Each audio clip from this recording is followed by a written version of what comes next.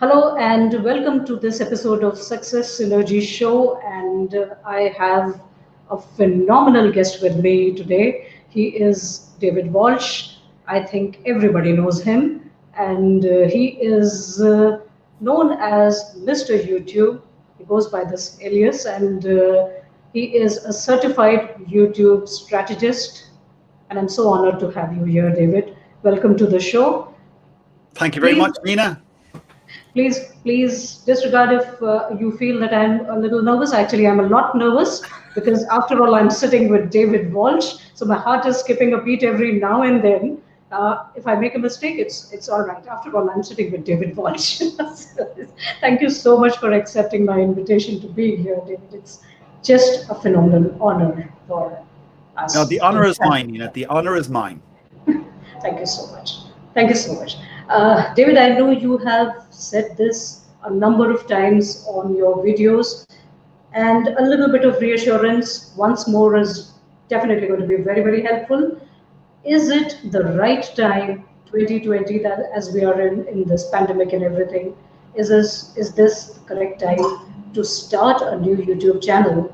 As I have been on YouTube, but I haven't really developed. This is a new channel for me.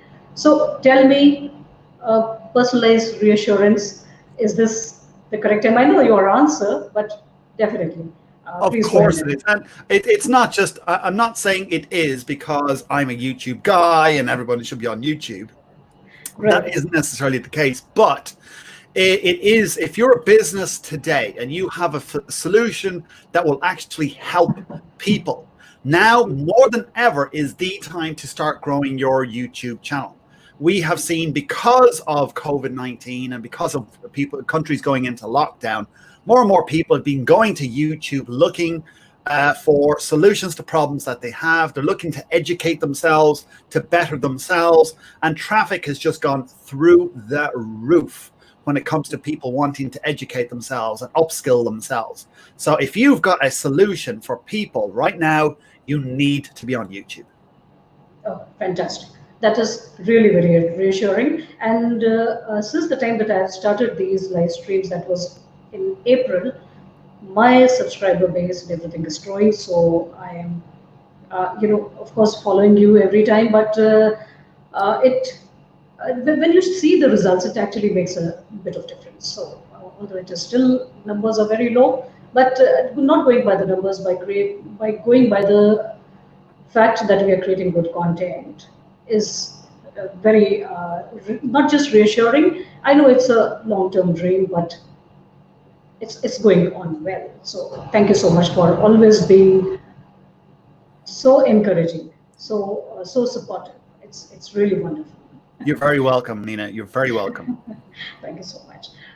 David, one question that comes to my mind several times is this, that on YouTube, everybody can just go ahead and watch you.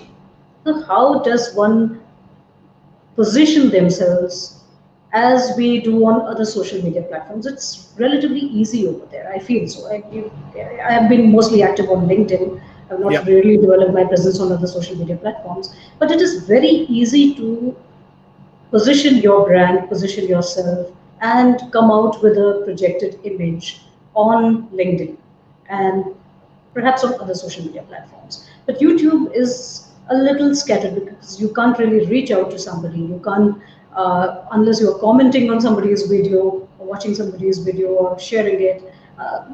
It's not really like you can actually go and message somebody. So I'm not really very sure as to how does one go about positioning their brand properly on YouTube. Okay, Please. so that's a very simple question to ask, to answer. So what happens when you upload content to YouTube? It takes a while for YouTube to actually index your content because they're getting 500 plus hours uploaded every single minute to their platform. So that's like a lot of video. And we've been on here, what, 4 minutes? So we're talking 2,000 hours have been uploaded already on YouTube. And that's a lot of viewing. So what happens is that you have to be consistent on your channel over, it could take a month, it could take 2 months, it could take possibly 3 months for the artificial intelligence to actually get to your channel, review your content, because their AI goes through your content down to the level that if you're in a supermarket, they know what products are on the shelves in the supermarket. So they're actually indexing your content, recognizing what type of content it is, what category you are in, what sort of demographic you're likely to hit. And once they have your content indexed, then they've categorized your content. That's when you will see that you get an uplift in your videos, that you get more people organically coming on your content, because they have categorized you. They've said, yes, this channel is safe for people to go to. So then you'll get more traffic organically from YouTube. So it does take a little bit of time. It's not like you can pop up a video and then all of a sudden you can be an overnight sensation. It might take a couple of months to become that overnight sensation, or it might take a year to become an overnight sensation. But because it's a search engine, they want to index your content just like with Google, so that once they know what your content is about, and if you are consistent with the type of content that you make, you're consistent with your upload schedule, you're consistent with the target audience that you're after, then YouTube will put you in the correct box, and then they will send the people that are appropriate for that content in that box to your videos. All right, great.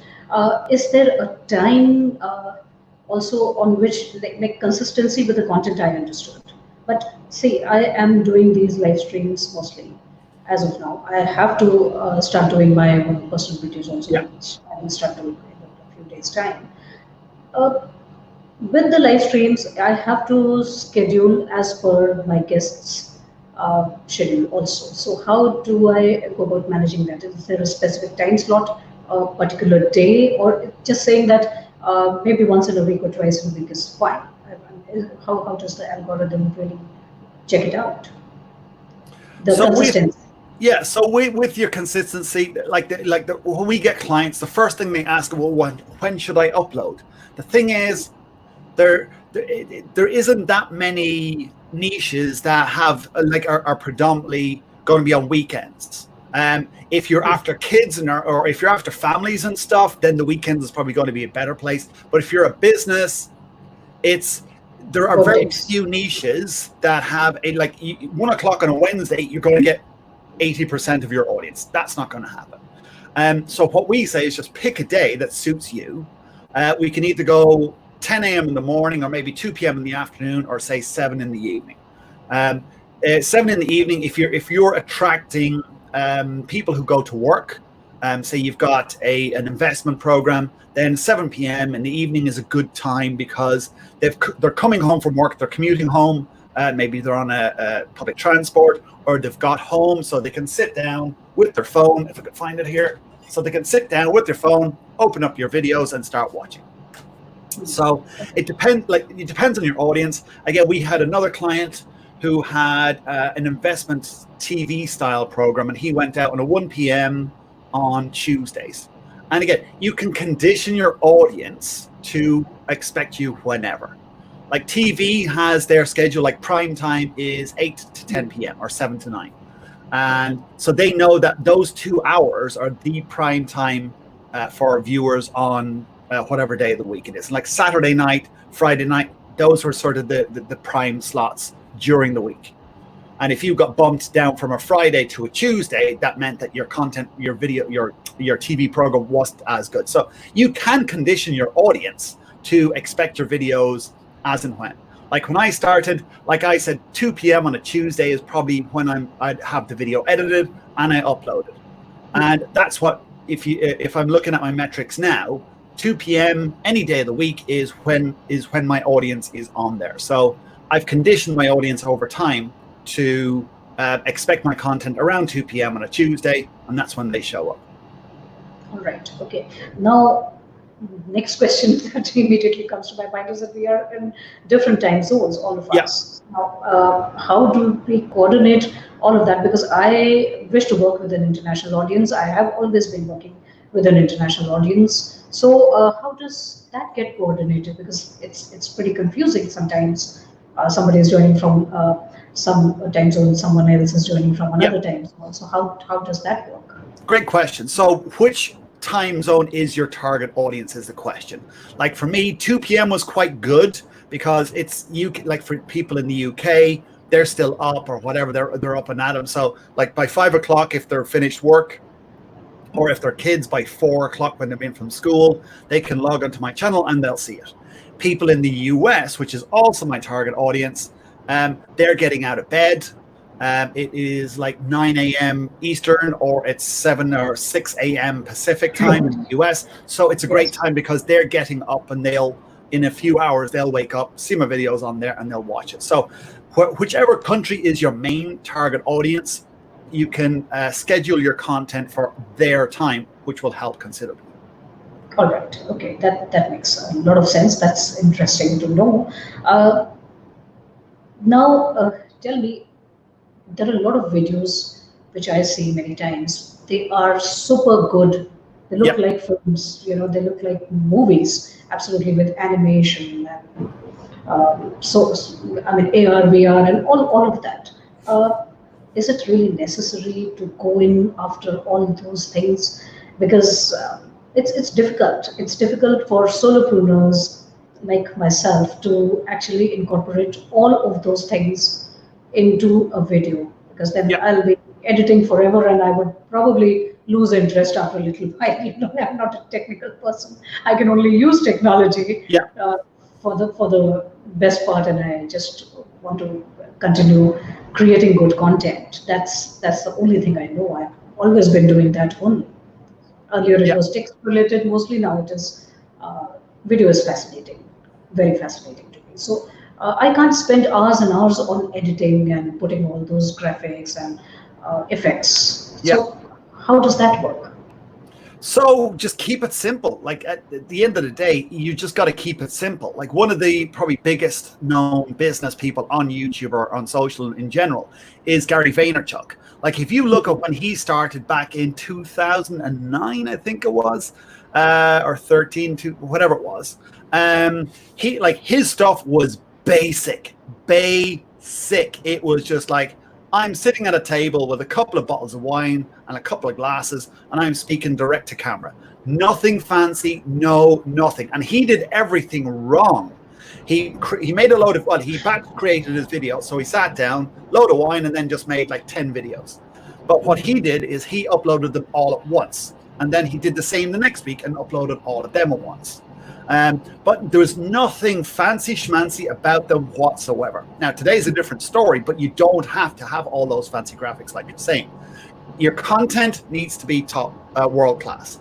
If your content is fantastic, then people don't need animations and stuff like that. All you need is, well, you don't even need, but you can add like things like lower thirds and like a little intro outro type thing, and you can make them very easily, like on your phone for Yes. a lot of these things. Yes. And like we've got so many clients who are actually just using their phone to film. That's how basic it is. They'll just take it into a basic, cut out the ums and the ahs, cut out the mistakes, boom, that's their video done. So it's very easy to do. And you don't have to have fancy schmancy stuff on there, because more often than not, all this fancy stuff will actually work against you. So keeping it simple, Okay. keeping your message nice and short and sharp is the most important thing. Okay. Is there any proper duration of a video also? Like sometimes I'm doing a video which is like 4 minutes. Sometimes I'm doing it which is like 15 to 20 minutes. Is there any consistency that one needs to practice while creating the videos about the duration of the video also? So, well, it depends on your content. Like, again, we've got similar things. Like we'll create videos that are like 4 minutes when it's a how-to, and all you're basically showing them is click here, type this in, click here, save, done. You can't stretch that out into a 20-minute video. Whereas we've got other videos, like the video I put up on Tuesday was how to get 4,000 hours of watch time, which is it's 15 minutes long because it's 10 tips. So, and again, I couldn't get 10 tips into a 4-minute video. I've tried looking at what I did try years ago. I had a 6-minute video. I wanted to bring it down to a 4.5-minute video, and it tanked, absolutely tanked. I could have too much important information. No one liked the subject, and it just tanked completely. So your video needs to be however long it needs to be. If it's 3 or 4 or 5 minutes, it's 3 or 4 or 5 minutes. If it's 18, 19, 20 minutes, then it needs to be that length. What you need to focus on is keeping your content sharp and succinct. So any fluff that's in there that isn't needed, that doesn't help get your point across, take that out. So again, I've taken videos that could be 20 minutes long, and I've cut it down to 15 because that extra 5 minutes just didn't need to be there. Right. That I understand now. So there's no consistency pattern as well, because some people told me this. That video has to be 6 minutes long, definitely. Here are some tips regarding length.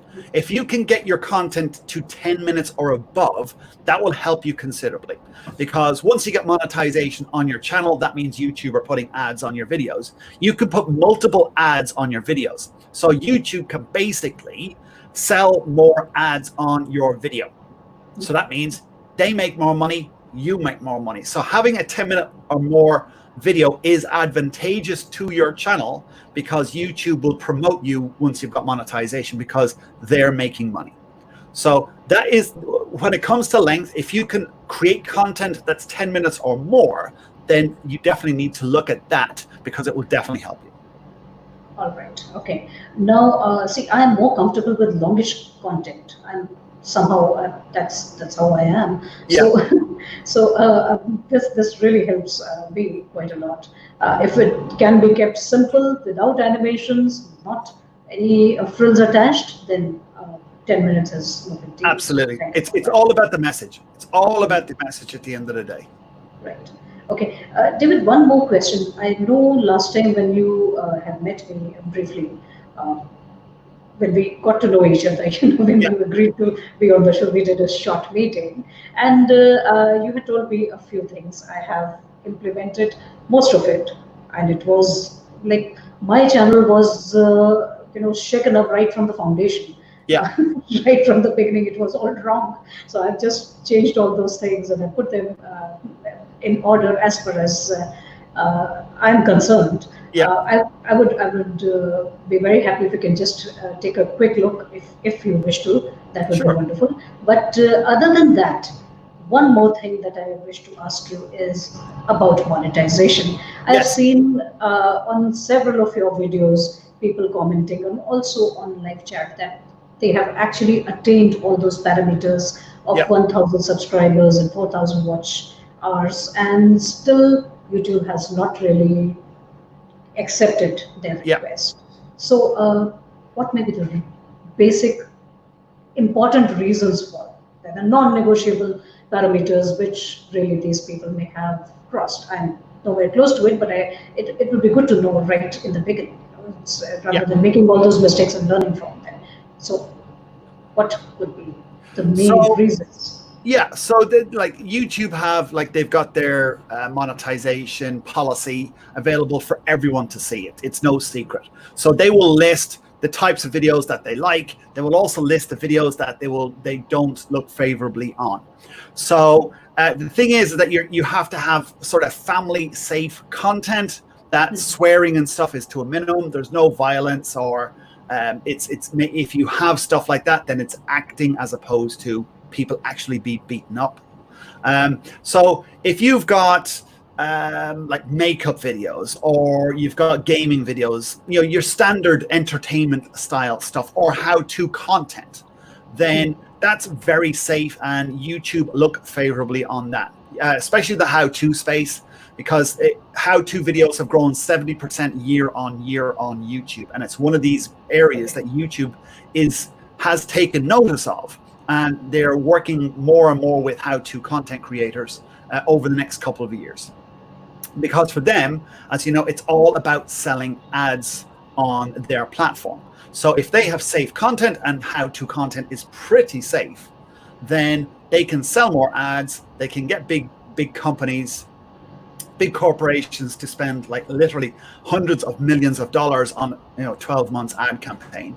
And they can sell more inventory because they know they're getting 500 hours worth of content every month or every hour, every minute, what I'm talking about. So make sure your content is safe, that your audience is a wide audience. Again, if you're creating a channel on how to do knitting in the Himalayas, your audience is going to be very small unless it goes viral because people think this is absolutely crazy, you know.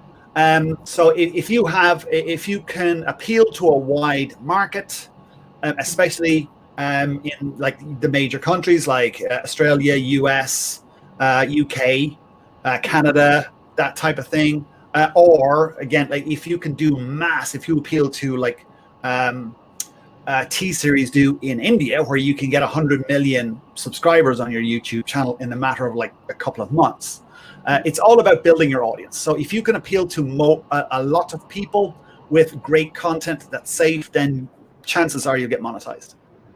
All right. Okay. So I heard you saying in the last live stream also that it's a privilege to get monetized. Yes, it is a privilege. Really your right. It is a privilege, and it's not a God-given right. Just because they have created it doesn't mean that they need to give it to people. It's their ball at the end of the day, and they can choose to do what it likes. Unfortunately, because of the volume of content that goes up and because of the number of channels that are created on a daily basis, they have automated their process. So the AI that's checked you out to check your content is good is the same one that goes in to see if you're good enough for monetization. But if you follow the criteria, go back and say, hey, I believe my channel is good enough, I would like a human to have a look at it, then chances are that you can actually get that overturned. All right. Okay. Because I have seen somebody's channel, without taking any names, the person had about 43K subscribers, and they were doing how-to videos, and they were showing their screen and showing the monetization and things like that. And when I looked closely, I was trying to watch it on my mobile, but when I looked closely, I saw 000 everywhere. There were no numbers, and the person was doing a video on see my monetization, those kind of videos, see how much money I have received. Yeah. I don't know.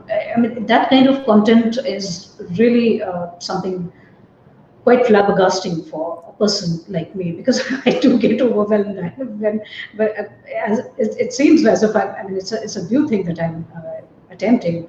Yet again, I started a channel in 2014 and I crashed it because the videos were really, really bad. Yeah. Although there were 40 videos with about 30-minute or 15-minute content. So that's like, but people keep on making these kind of videos where anybody can see that the monetization has been nil, and they're still talking about it. I mean, that's really overwhelming. I know we don't have any control over another person, but it takes a lot of effort to make a video. It takes a lot of effort to sit in front of the camera and talk. It's not an easy thing. So, initially when I used to think about YouTube, I used to get overwhelmed with this, that a lot of people are uploading a lot of content. Where am I going to get any kind of static? So my question is, why, I know this is a wrong kind of question, but why do people do these kind of things? It's just adding more clutter to the platform. Well, well, yes and no. If your intention is to help people, which like for a business owner, that's what it should be, and then you get rewarded for that, which is great. And there's plenty of people out there who are just helping people for the sake of helping people because that's the way they are. But if you're a business owner, or if you create content because you see that there are people in pain and you have a solution to help them with that pain, then that's what they're doing. Like, not everybody, like, we're not born with video skills switched on, type of thing. Like, they don't teach it in school either. So this is a learned process, and like we just did a training yesterday on how to be charismatic on camera. We had a full day training, and like I had people who are presentation skills teachers. They teach people how to do presentations, but taking that and transferring it to video is slightly different. Right. And again, people will get nervous as soon as you put a camera on them because they think they're being filmed for like a movie or a major TV corporation and stuff like this, and that billions of people will see them. They don't.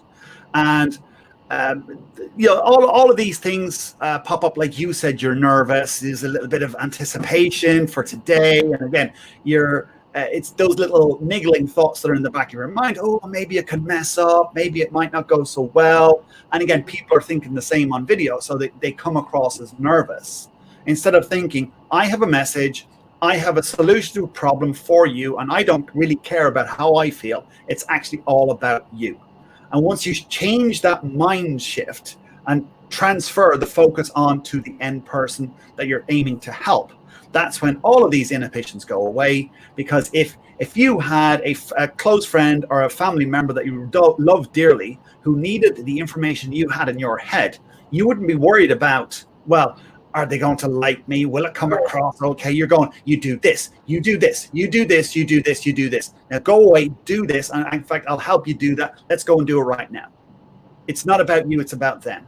So yes, there's lots of stuff out there. I've gone off on a bit of a tangent, but yeah, there's lots of stuff out there. And that's why creating quality content will put you head and shoulders above everyone else. When you can show up on a regular, consistent basis with good quality tips and stuff for your audience, that's when people will gravitate towards you, and all the other stuff will fall to the wayside. Right. Thank you so much. That's again very reassuring coming from you. It's really wonderful. David, I have a broad-based interest on so many different subjects. Of course, it is business related. I've been a business coach for close to 10 years now. But apart from the core business concepts, I am also interested in films, and I take out messages from the films. And I have actually put out 2 videos so far from taking the lessons from the films and actually putting them into business perspective. So far, I have not been able to understand the clear niche that I would be interested in. It's not really very narrowed down kind of niche, because in my business seminars also and in my business coaching also, I have been giving examples from films. People sometimes find them hilarious, sometimes they find them very pertinent, but at the end of the day, the message is delivered. So it's it's like what kind of niche am I in? Because anytime I'm watching how-to videos on YouTube, how to grow on YouTube, and things like that. A lot of people are talking about narrowing down your content to a niche. I have not seen you doing that, but I've seen several other people doing this. Is it really important to have a very pointed niche to work on, or can you have a broad-based interest base and keep creating content out of that? That's one of the areas to test. Like, I do recommend that you have like a narrow niche when you begin with, and that you can go broad. Because if you're too broad to begin with, then your content, it's going to be more difficult for people to find your content. And again, when the AI indexes your content, it's going to go, well, they're in this category, they're in this category, they're in this category, they're in this category. If you're in more than one category, it's going to be difficult for people to be able to pigeonhole you when they come across your content. So, and this is what we work with our clients, is that you need to be known for one single thing. If you can be laser focused on just one single thing, then that makes it easier for people's brains to recognize what you're about when they come across your content. So we had a client recently who was like, he's a business coach, and he works with like 7 and 8 figure businesses to help them get to like multi 10 million pound level. And but the problem was is that he started out in the entertainment business, and that when YouTube looked at his content, they pigeonholed him in the entertainment space as opposed to business, you see. So and plus, again, because of the entertainment thing, when people came to his channel, they didn't really understand what he was about. He had videos on different topics, but people couldn't see like a clear theme. about his content, like the common thread that ran through all of his videos. So it was sending mixed messages to people. So starting broad can be a major problem, especially in the business space. So if you're a business owner creating your channel, be known for one thing, so that when people says, hey, who do you know is a good sort of business systems mentor? Oh, you need to talk to Neena. Neena's a girl. I was looking at her channel the other day. Her stuff is like spot on, exactly what you're looking for. So, and then they'll pull up your channel and go, here, check her out. She, like this video here, fantastic. You need to watch that. Then you watch these other 3 here. So when they are able to pigeonhole you straight away and know exactly what it is that you do, when somebody's looking for what you do, they know exactly who to send them to. Yeah, that's a right answer. I know that, but I still have to really work on that in order to. Yeah, well, the thing is, okay, so like sort of mixing up different niches can work, and it's something we recommend our clients test. So, like for you, is like the top 10 ways Forrest Gump can make your business grow better. It's like, you've got an element of intrigue. Then second of all, you're using a famous thing that somebody already knows, Forrest Gump. So you can, or top 10 ways or top 5 ways Brad Pitt can make your business make more money. I was like, well, what's Brad Pitt? How's Brad Pitt going to make me more money? Again, you've got the intrigue, you've got the element of celebrity, or another one could be how Marlon Brando helped businesses grow 10x, or Steven Spielberg, or whatever. You can take that celebrity name and be able to use that in your content, and that'll create intrigue. And plus, people know the name, so you can use that to your benefit in your content. I get your point. And I'm going to use that. That is very interesting. Yeah. So, like for you, like with the whole Bollywood industry, you've got a whole spectrum of actors and celebrities there that people in India would know, or people who are interested in Bollywood stuff would know. And if they're known internationally, that can work. Or then you can just go to, you can use Tom Hanks, Steven Spielberg, Tom Cruise. Tom Cruise, how Tom Cruise makes more money from his 10 ways Tom Cruise makes more money from movies than other actors do. Something Fantastic. Like that. Oh, absolutely fantastic. If you can just have a look at my channel, I will show you these 2 small videos that I had done more than a year back, and they're all related to personal branding and communication skills on camera. So that would be just great. So would you like to share your screen, or should I go about sharing? You share your screen, and then I can talk about it. All right. Okay. In the meantime, there's a question coming from somebody. Here is the question: how can thumbnails be used effectively, and how will do giveaways work? And I'll quickly go into my channel. Yeah. Okay. So thumbnails are vital to the success of your videos and your channel overall. Years ago, like, you would consider your video content to just be your video. Your content today is your video, your thumbnails, your title. All of that is included in your content today because they're all interconnected. So having a great title with great keywords, like your top keywords in your title, is vital. Having it in your description and your tags as well.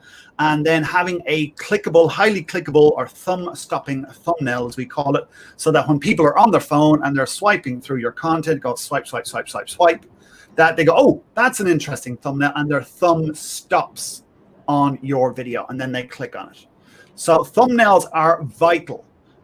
We have the metric inside of YouTube is called the click-through rate, which is how many times your video is shown by YouTube versus how many times people actually click on the thumbnail. So the higher your click-through rate is, the more YouTube are going to feed your video to your target audience. So this is one of the top things that we work, like when we do reviews of our clients' channels.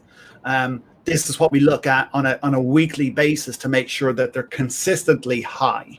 Like we achieve like a click-through rate of 8% on our videos, which is fantastic. Like that varies. Like we'll get some down to maybe 6, but some go up to like 13. We had one at 16% click-through rate at one point. So having a high click-through rate will almost guarantee YouTube will send more and more traffic to your video. So it is vital, absolutely vital. And the second part was, what was the second part of the question? It was how well do giveaways work? Giveaways. Okay, so we're running a giveaway right now. And if you are interested in winning a live stream kit, go to davidwalshonline.com/giveaway. And we will be picking in a week or two, we're giving that away. A couple $100 worth of kit. But this is something we are testing. People have worked quite well with giveaways, whereas some people haven't. So it depends on your audience. It depends what your audience really wants as well. Obviously, it depends on your budget as well. Obviously, if you don't have like $5,000 to give of stuff to you, or you can't afford to give away $5,000 worth of stuff, there's no point in trying to give away $5,000 worth of stuff because you'll just go broke. So define your budget and then define what your audience would really like in that budget. It could be free. It could be your time that you're giving away. But they can work very, very well. But you don't want to condition your audience that every week you're doing a free giveaway or every month you're doing a giveaway. You want them, again, if you're a business, you want them to come to you for you and your business, as opposed to, oh, you're giving away a camera this week, or you're giving away something else, some other product. So for businesses, try it out. It may not be the thing to use. There's probably better ways to do it. But for other people, it can work quite well. Right. Okay, so let's have a look at your channel. Yes. Ooh, testing time. This is the video I was talking about. This personal branding lessons from iconic Hindi film, The Dirty Picture. Okay, so yeah, so like first of all, there's too much text. Because again, at a small, if somebody's whizzing by on their phone, on the YouTube app on their phone, they're not going to see what your thumbnail is about in a split second. And that's what you've got. You've got a split second for you to grab their attention with your thumbnail. So so what I would do is maybe the poster from the movie or the main character from the movie, I would use their image, and then I would put branding lessons from The Dirty Picture. All right. Okay, the text has to be reduced. All right. Yeah. So like, and I like the one beside it: New Year's resolutions entrepreneurs should take every year.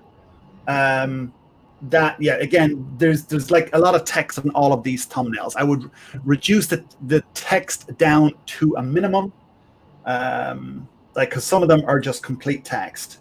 So yeah, it's like if you look at thumbnails on my videos, we still have big text that you can easily read, but we keep that to a minimum. And we're actually trying to reduce the text even more, so that you basically give them a hit of what an idea of what the video is about, and then they read the thumbnail, which both complement each other, or they read the title. So your thumbnail is to grab their attention, to get them to read the title, and then that will get them to click through onto your video. I have to take some pressy writing, the lessons that were there given to us in childhood, they need to be coming across more strongly. Like this particular video I did on presentation skills from Amitabh Bachchan. He's an iconic figure in Bollywood as a KBC host. KBC is that Who Wants to Be, the Hindi version of Who Wants to Be a Millionaire. Yeah. And he is just amazing on the show.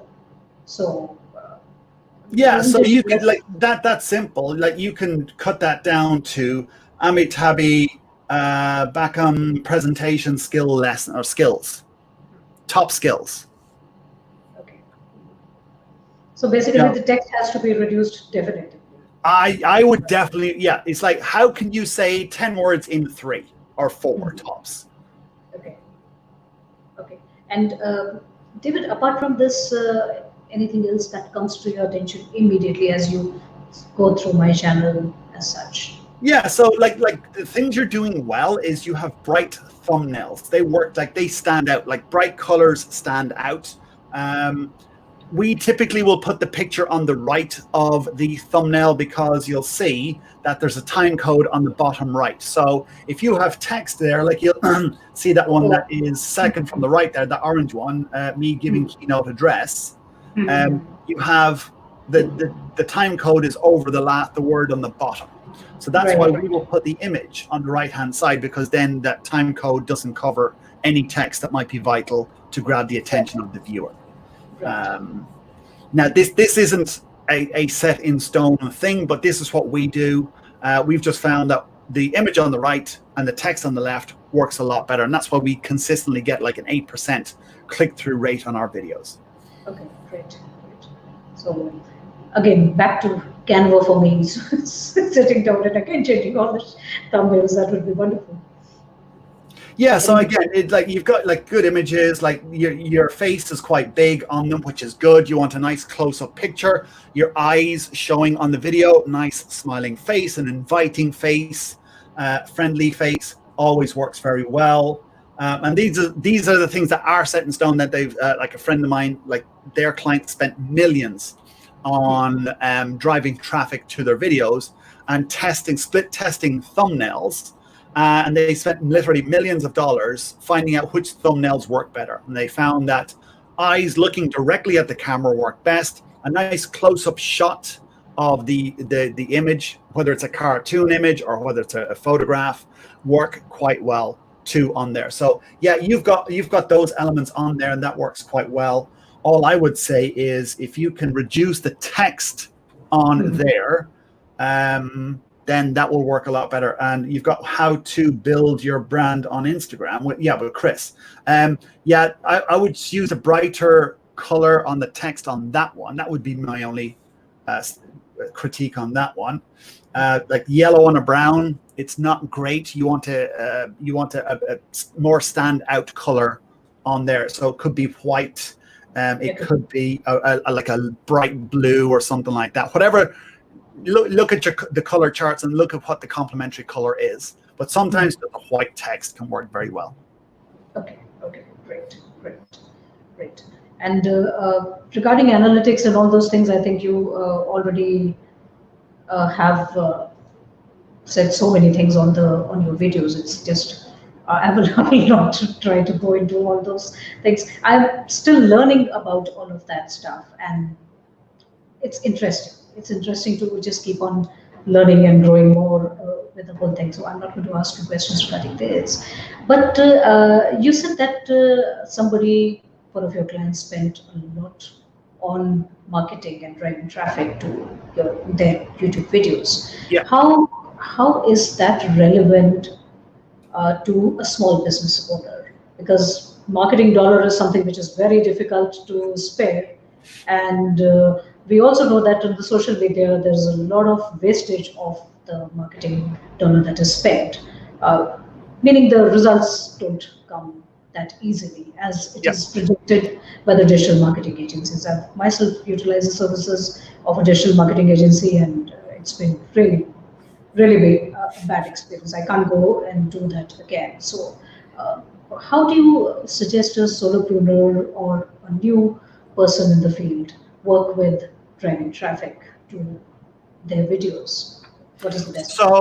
So with our clients, if they're in a smaller niche where there isn't that much traffic organically going to videos, but like the traffic that does go to their content is high quality, then we will run some AdWords. We will do what's called discovery ads to their videos. So when somebody goes to the YouTube search bar, they type in their keyword phrase, our video pops up at the top of that search rankings, just like Google ads, so that people will click through on that particular video to watch their content. And of course, we work with them to make sure that they're creating the best content. They've got the right structure on their videos. They've got the correct calls to action on there so that A, they're building their channel, and B, that they're actually building their business at the same time as well. So that whatever the call to action could be, it could simply be, if we're growing the channel, is to click subscribe and make sure to hit the notification bell. They upload videos on a Thursday, say. Or if they've got a lead magnet, which is a free download, then if you would like to know 10 ways you can grow your business with YouTube, make sure to download my free download right here, and I will send it to you via email, something like that. Or they could then grow like if they've got services, products or services, they could do a sales video on their channel about that as well. So there's a number of low cost ways to use advertising to help grow your YouTube channel, which helps build your brand and can send traffic directly into your business. I just did a presentation yesterday with a group in Nigeria, a small business owners group, wherein I was breaking up the funnel and telling them that it's very easy to put people on the top of the funnel, yeah. But how to drive them through the funnel is something which takes a bit of tactics, and a bit more effort. So rather than just putting, you are just endorsing what I've done yesterday, so I'm happy at least. I'm understanding the things correctly now. So it's just wonderful. Anything else, David, that you can add to whatever we have covered up until now, which is of vital importance, specifically to the people who are just starting out on YouTube? So, I think we touched on this at the beginning of the video, is like to be consistent. Pick a day once a week to have your content. You don't have to film on that day and upload it same day. I recommend that you batch create your videos. So if you're going to do 1 day a week, then you need 4 videos for your month. If you can sit down and create 4, 6, or even 8 videos, that's 8 weeks worth of content right there. So you can just create them, have a quick edit, upload onto YouTube with a great call to action on all of them, and that will help drive traffic into your channel and then be into your business. But just be consistent, do the best quality content you can create, review your stuff, review what you make, and then improve on that over time. Starting is probably the most important thing. And as you said, Neena, it's like you did it before, it didn't work, but then you came back stronger. You're doing right now, I'm going to do a better type of content, I'm going to have a better production, and then in 6 to 12 months you'll go, right, now I've got enough skills, I can increase the production on there as well. I can bring in some nice little animated stuff very easily, or I can do I can have a different location for my content, or I can do more interviews or stuff like that. So over time you will grow, you'll learn more stuff, and the most important thing is to start as soon as you can. Start now, and not worry about, do I have the right lighting, do I have the right set, do I have the right script? Just start creating content, learn as you go, and you learn a lot quicker that way because you force yourself to learn. So that's really it. Right. Thank you so much, David. It's been just wonderful having you here. You just said so many things in a small time frame and told us just phenomenal learning is in there. Thank you so much for being here, and it's my honor, my privilege to have you here. And please allow me the liberty, as we are live, to call you back sometime later on. Absolutely. Well, I'll see you on the lockdown live stream, 6 p.m. UK time every Saturday anyway. Yes, and I'm telling this to anybody who may be watching this now live, and later on also this video will stay there. So anybody and everybody, please join David on his lockdown live stream and also watch other videos. They have phenomenal learning. Thank you so much, David. Thank you very much. And if you want to find me, it's youtube.com/David Walsh online. Yes, absolutely. There's a giveaway, very interesting giveaway going on. So kindly participate. That is just wonderful. Thank you very much. Thank you very much, Neena. It's been an absolute pleasure. Thank you. Thank you very much, David.